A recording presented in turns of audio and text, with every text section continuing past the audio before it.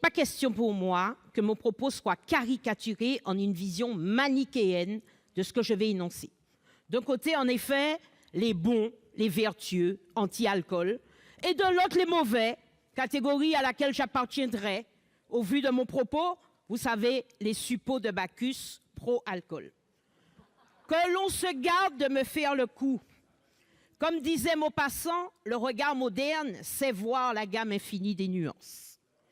La France a protégé sa production viticole, son vin, et l'a taxé très faiblement, pour des raisons que l'on comprend, et j'ai du respect pour cette profession. La France, c'est le vin.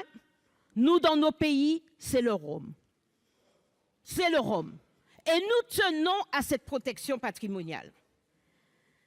J'ai découvert récemment un amendement qui a été voté à l'Assemblée nationale. Quand je l'ai diffusé largement aux socioprofessionnels et aux gens de mon pays, ce fut un tollé. Ils m'ont tous demandé, moi-même en premier, mais de quel pays on parle?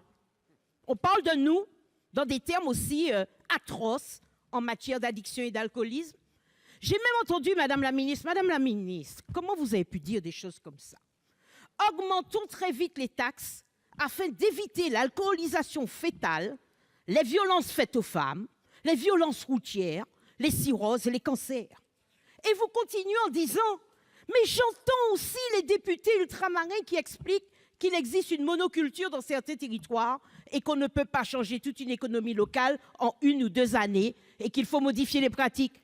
Madame la ministre, qui vous a dit qu'on voulait arrêter la production de canne à sucre? Il nous manque 2000 hectares, madame, pour mon seul pays. Il me manque 2000 hectares en Martinique. Le rhum est exporté à 80% dans une centaine de pays. Seuls 8% sont consommés par la population locale.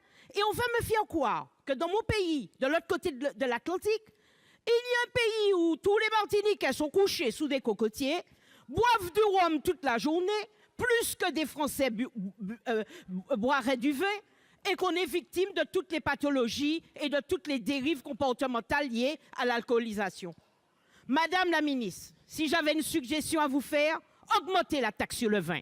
Là, ce sont des milliards et des milliards d'euros que la sécurité sociale aurait empochés. Et donnez-moi votre conseiller parlementaire qui vous a suggéré une telle intervention. Je pars de Rechef avec lui en mission dans nos pays afin que je lui explique ce que vous méconnaissez tellement, la réalité de nos